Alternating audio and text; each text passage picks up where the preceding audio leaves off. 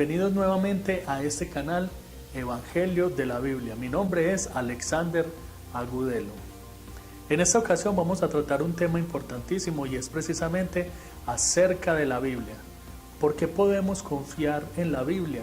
Porque la Biblia es un libro que tiene un mensaje igual y fiel a cuando se escribió. Vamos a mirar en este video una prueba irrefutable y es la prueba bibliográfica. Eso lo vamos a tratar en este video. Hay muchos mitos alrededor de la Biblia. Muchas personas los creen como ciertos, pero en realidad no se han dado a la tarea de estudiar y verificar qué tan cierto es todas esas tradiciones míticas y todos esos ataques injustos hacia la palabra de Dios. Es necesario que tengamos las herramientas claras para poder presentarlas a la hora de recibir las críticas acerca de la Biblia. Uno de los mitos más famosos aquí en mi país, en Colombia, es que aquella persona que lea la Biblia se vuelve loco. Muchos huyen y muchos tienen terror a leer la Biblia porque piensan que van a enloquecer, pero no saben que lo único que están perdiendo es conocer la verdad de Dios. En el Evangelio de Marcos, el Señor Jesús nos dice lo siguiente, Marcos capítulo 13, versículo 31, y dice: el cielo y la tierra pasarán, pero mis palabras no pasarán. Esta palabra es perfectamente cumplida porque la Biblia es el libro que ha soportado más ataques que cualquier otro libro conocido en la historia. Ningún otro libro ha recibido tantos ataques, tantas críticas, tantas revisiones, tantos exámenes, porque hay una conspiración y hay un ataque constante en contra de la palabra de Dios. Pero a pesar de ello, la palabra de Dios se ha mantenido vigente hasta el día de hoy, donde se distribuyen anualmente millones de ejemplares de la Biblia y traducidos a múltiples idiomas. En el año 303 después de Cristo, el emperador Diocleciano proclamó un edicto con el propósito de detener a los cristianos en su adoración y de destruir sus escrituras. Una carta imperial fue promulgada en todas partes mandando que todos los templos fueran destruidos y las escrituras quemadas. Perderían sus derechos civiles y que los de familias que persistían en su profesión cristiana perderían sus libertades. El historiador eclesiástico Eusebio del mismo siglo, el siglo IV, irónicamente narra que 25 años después del edicto de Diocleciano, el emperador Constantino promulgó otro edicto mandando que 50 copias de las escrituras fueran elaboradas a expensas del gobierno. Otro personaje, el famoso incrédulo francés Voltaire, dijo que el cristianismo sería arrasado y que pasaría a ser pura historia.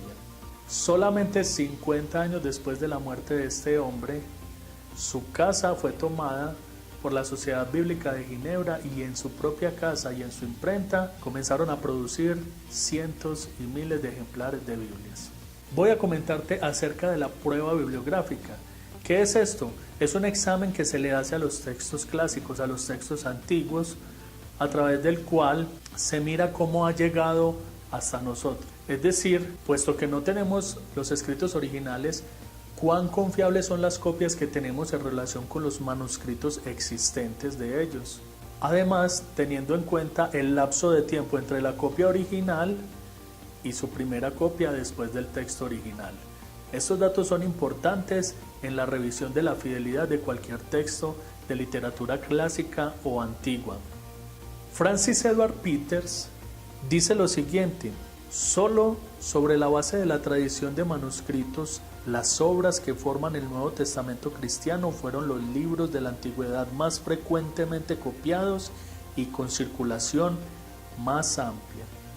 Como resultado, la fidelidad del texto del Nuevo Testamento descansa sobre una multitud de evidencia de manuscritos. Solo contando las copias en griego del Nuevo Testamento están preservados unos 5.686 ejemplares. Agreguen más de 10.000 copias de la Vulgata latina y por lo menos 9.300 de otras versiones antiguas. De ese modo, estamos por encima de las 25.000 copias actualmente existentes del Nuevo Testamento. Un texto que es considerado el segundo más confiable y más fiel de acuerdo precisamente a esta prueba bibliográfica es la Ilíada de Homero. es el segundo después del Nuevo Testamento y este solo posee 643 copias. Te voy a enseñar un cuadro en el que puedes observar la proporción que hay entre el Nuevo Testamento y la Ilíada, que es el segundo considerado con más copias existentes. La copia más antigua conocida del Antiguo Testamento es el texto masorético y fue escrito aproximadamente 900 años después de Cristo, y muchos lo habían criticado o lo criticaban por ser post-cristiano, pero en 1948, con la aparición de los rollos del Mar Muerto, se dieron cuenta que también se contenían manuscritos del Antiguo Testamento completo, y al compararlos con el texto masorético se dieron cuenta que las diferencias eran mínimas. Por otro lado, la Septuaginta, una traducción del Antiguo Testamento al griego hecha por 70 judíos, más o menos en el año 150 a.C., comparada también con estos textos, tiene mínimas diferencias, lo que comprueba la fidelidad en el mensaje y la preservación de la escritura a través del tiempo. Te lo voy a explicar de esta forma. Según la cantidad de copias y la distancia, el lapso de tiempo que hay entre el texto original y la primera copia hallada, se considera una literatura antigua muy fiel. Como podemos ver entonces, en la prueba bibliográfica, la diferencia entre el Nuevo Testamento y cualquier texto clásico antiguo es una diferencia realmente abismal.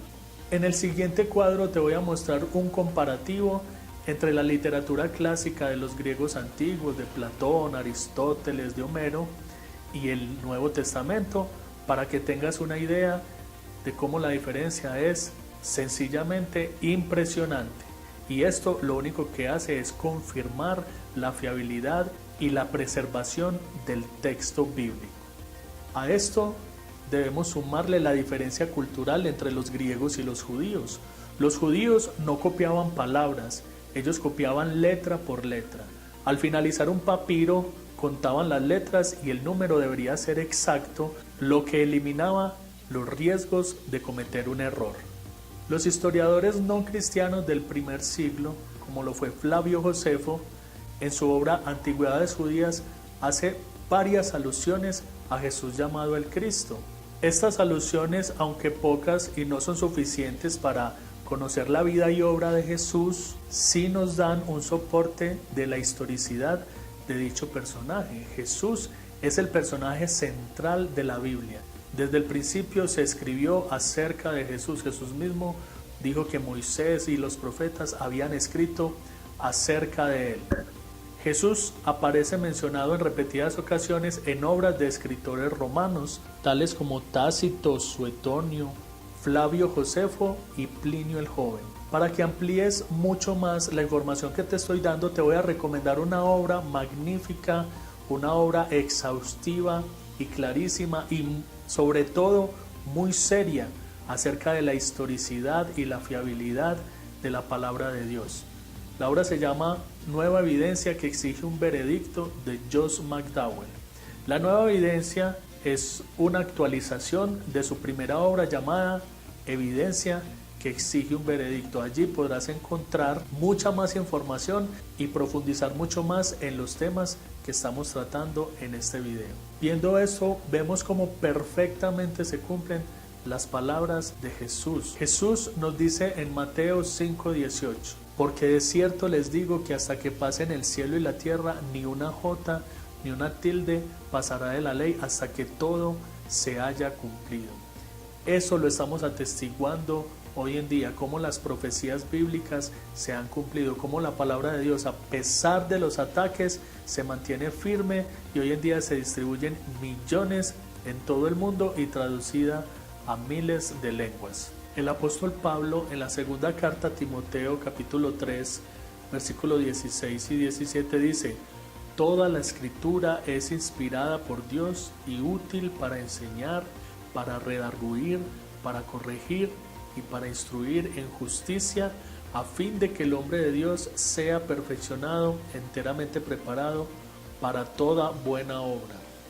Aquí claramente la palabra nos muestra que lo único que puede corregir, que lo único que puede enseñar y que lo único que puede preparar al hombre para toda buena obra es la palabra.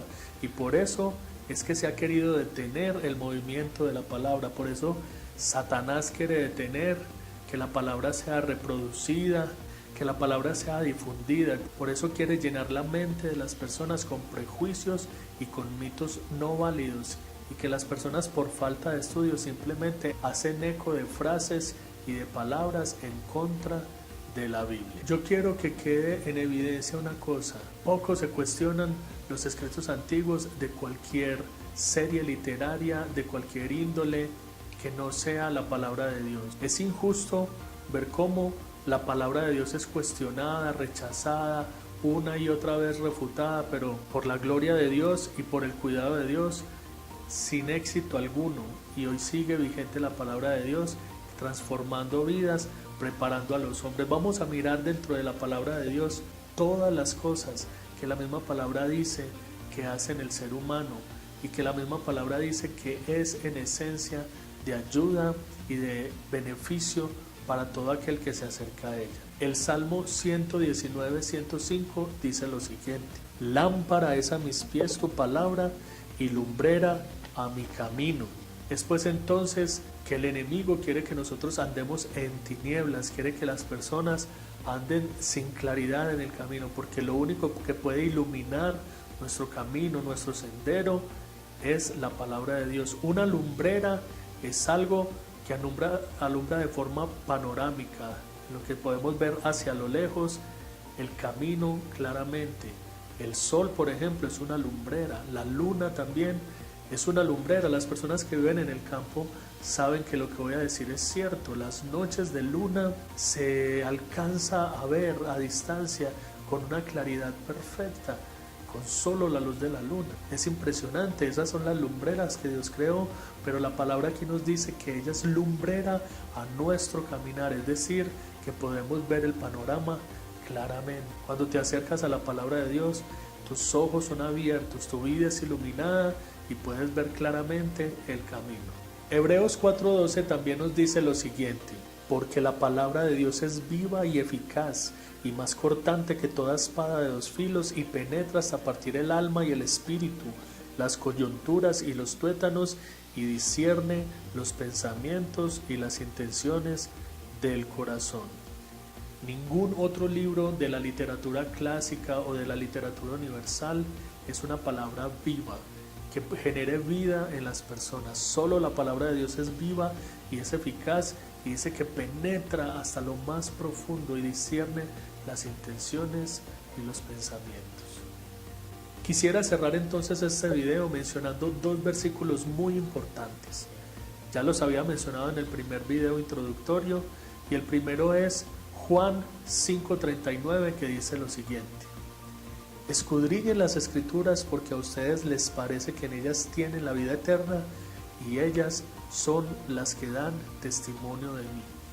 Toda la escritura, desde Génesis hasta Apocalipsis, habla como personaje central, como protagonista de esta historia y de este libro, y por el cual es el propósito de la escritura revelarnos el Evangelio.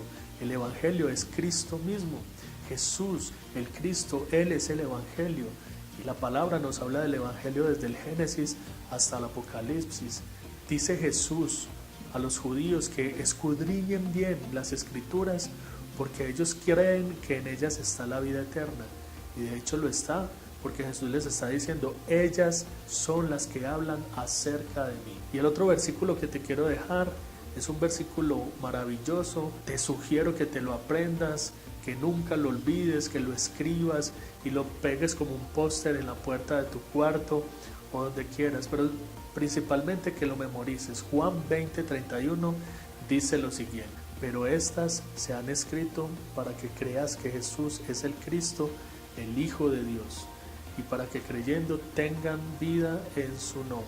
Ese es el objetivo de la palabra de Dios, que el ser humano, que la persona que se acerca a la Biblia conozca el Evangelio, que crea que Jesús es el Cristo, el Hijo de Dios, y que de esta manera pueda cobrar vida en su nombre, porque solo en Jesús tenemos vida, solo en Él podemos hallar paz, tranquilidad, vida, y no solo vida abundante aquí en la tierra, sino vida eterna en los postreros días. Muy bien amigos, nuevamente te invito para que te suscribas a este canal, para que nos regales un like si te gustó, para que nos dejes tus comentarios, para seguir mejorando cada día. No te olvides que el Evangelio es lo único que transforma al ser humano. Y ese es el objetivo de este canal, que miremos el Evangelio con claridad en la Escritura y que tu vida pueda ser cambiada, así como la vida de muchas personas ha sido transformada hoy por el Evangelio. Bendiciones y nos vemos en el próximo video.